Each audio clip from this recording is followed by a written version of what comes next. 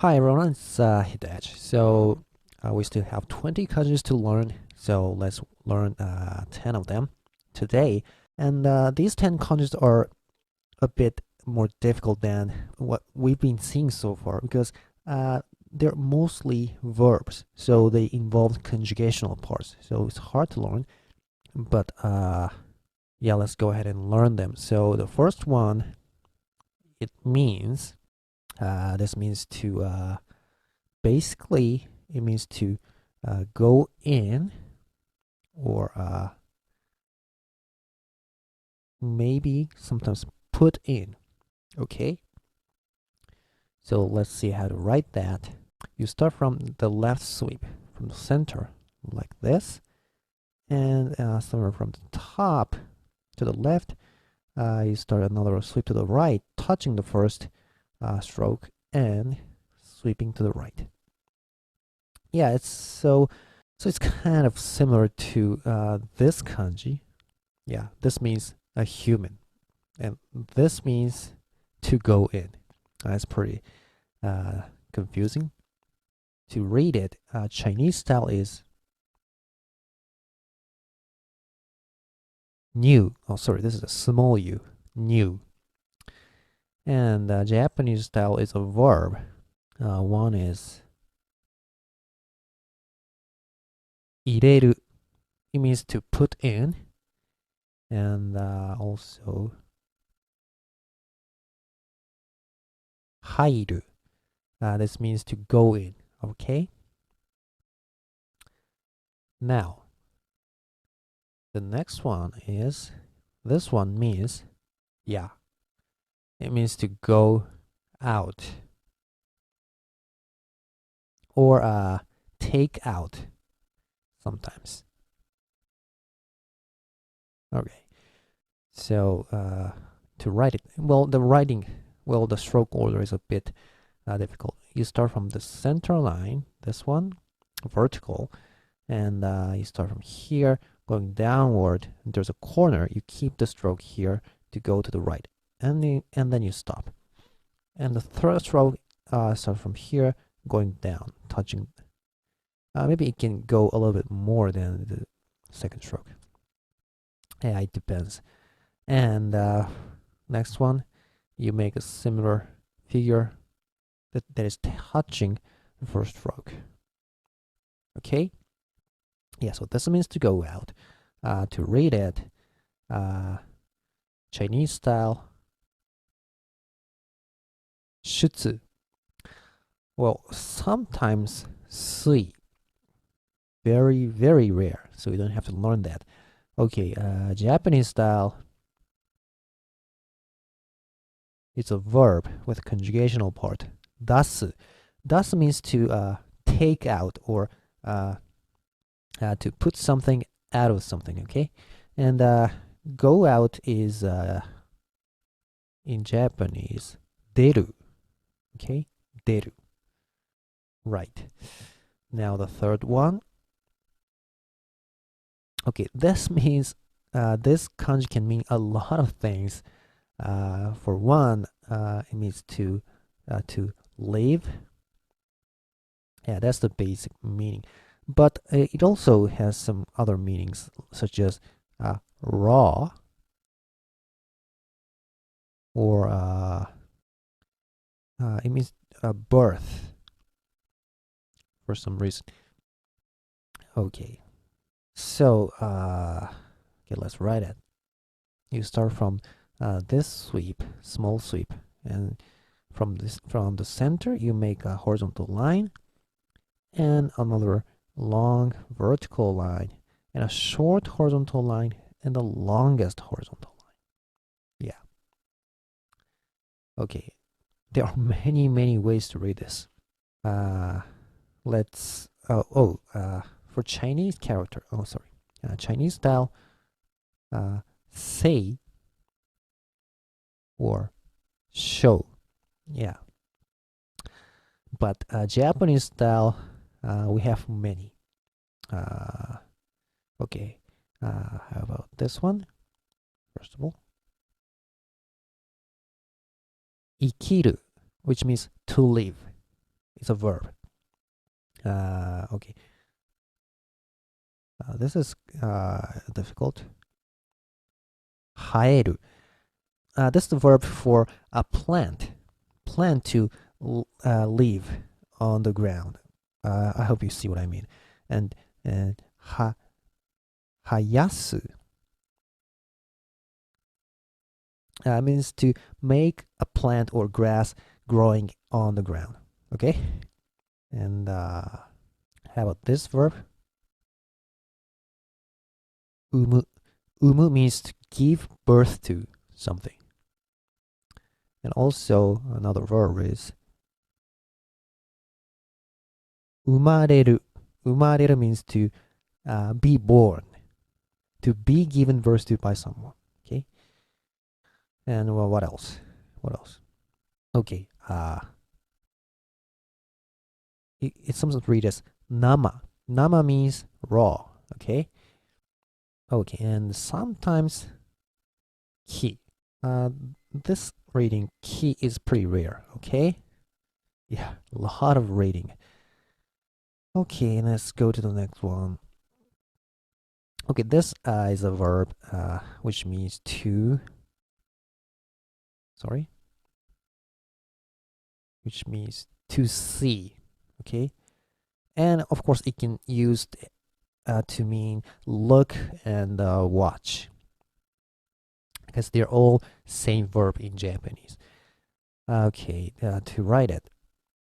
Well, no wonder it means to see, because the first part, this part, you already know this one. It means the eye, right? And after making that one, you start from here, another sweep to the left, and another one somewhere in here, going down, curving to the right, and there's a corner, and you sweep up.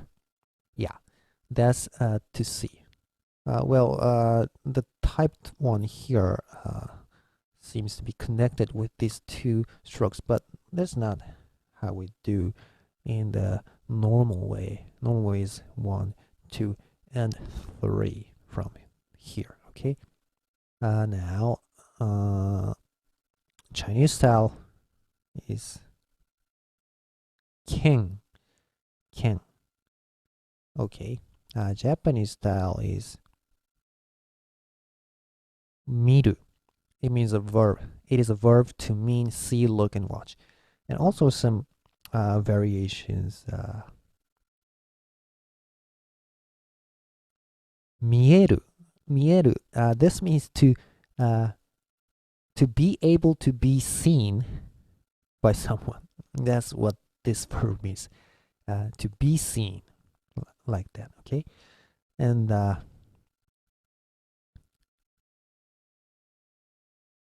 okay, 見せる. This verb means to show something. Show. All right. Now, next one. Okay, this one means to stand. You basically make a vertical stroke here, or a little dot that is diagonal. It doesn't matter. And another horizontal line that touches. And second stroke, third stroke, starting from here, touching this one, and vertically going down and stopping. It goes a little bit inward. And second and next one too, it goes inward, but this can be a little bit swept. And you connect those lines with the last stroke, like that. Okay, Chinese style. Chinese style is 立子. Also sometimes 流. This is pretty rare usage. Okay, Japanese style.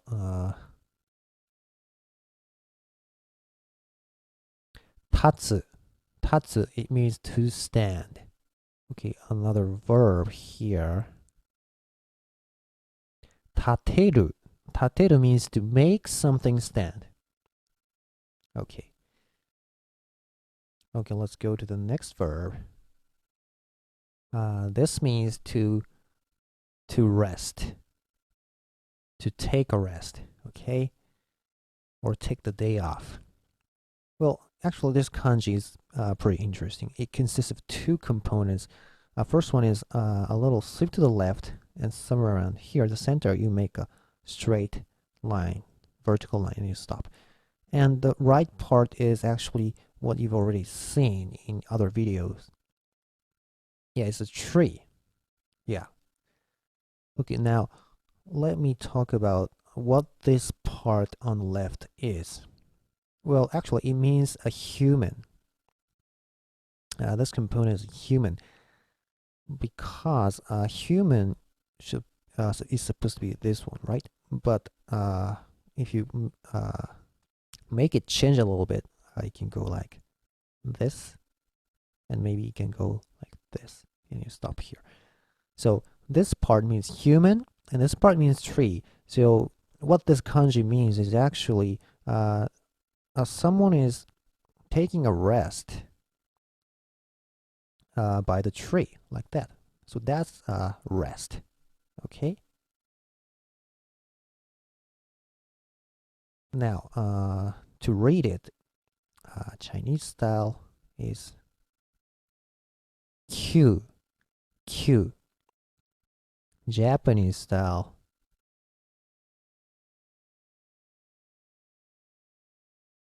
Yasumu. Yasumu is to take a rest, okay? Well, also this verb is there, yasumeru. It means to make someone or something rest, okay?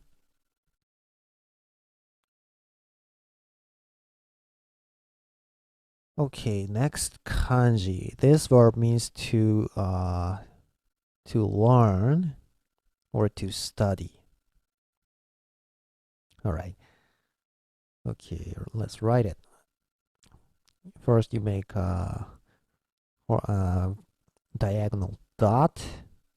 Second one, the dot, and the third one is a stroke to the right. Oh, sorry, to the left. Okay, maybe it should go a little bit upward, and then you make a short line that is a little bit diagonal to the left, and you stop there. And from here, you make another horizontal line that is long, and there's a corner, and you go left, sweeping. And inside that crown, you make this kanji, which means a child. So maybe a child is learning under something. I don't know. So Chinese style, gaku. Japanese style is manabu. It means to learn, study. Okay. Okay, next one. This means to be right. I don't mean the right and left right. It means right or wrong right. Right or correct. Correct. Okay, stroke order is simple. Horizontal, vertical, horizontal, vertical, and horizontal. The longest one here. Oh, and this kanji is actually used when we count something because it's written with 5 strokes, right? So, you know, in America, I know some of you count numbers with this figure: 1, 2, 3, 4, 5, 6, 7, 8, 9, and 10. But in Japan, we use this kanji to count something: 1, 2, 3, 4, 5, 6, 7, 8, 9, 10, 11, 12, like that. Yeah, it's interesting. Okay, so anyway, to read this one, there are 2 ways in Chinese reading: say and show. Okay, Japanese style is tadashi. Tadashi means to be right or correct. This is an adjective. not a verb. In Japanese, adjective also has a conjugational part. And verb is something like this. Tadasu. Tadasu means to make something right, make something correct. Okay? And also, it's a little bit rare, but this reading also exists. Masa. Masa. Well, it basically means these things, right or correct. Well, it's kind of rare anyway. Okay, now, okay, the ninth kanji, this means to be early. Yeah, it's an adjective, early.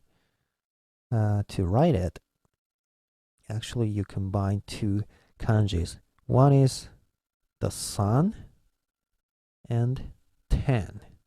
That's early. Well, it has nothing to do with sun and 10. It's coincidence, I guess. So Chinese style rating is so. Sometimes it's read as sa with small tsu. Well, it's only when combined with some other kanji. It's pretty rare. Like words such as sak, soku, sakyu, something like that. Okay, and Japanese style is hayai. It's an adjective that means to be early. Okay.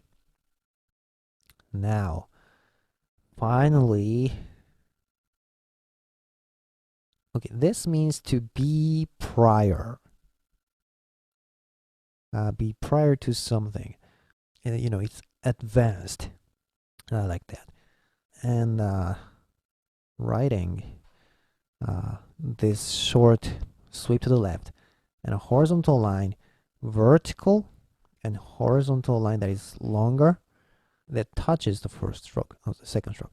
And then, just like what you see in this kanji, you make the final two strokes sweep to the left, and another one from here, somewhere around here. Not the center, I guess. Well, this one looks like it's center, but usually a little bit to the right.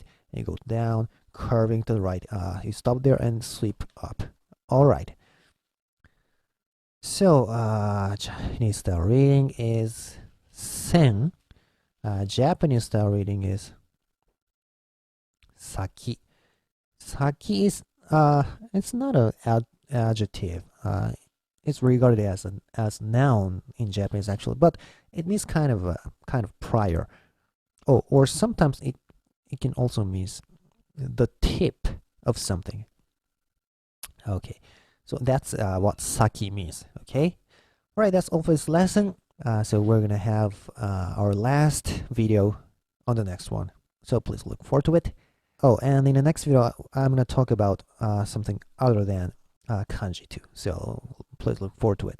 See you next time.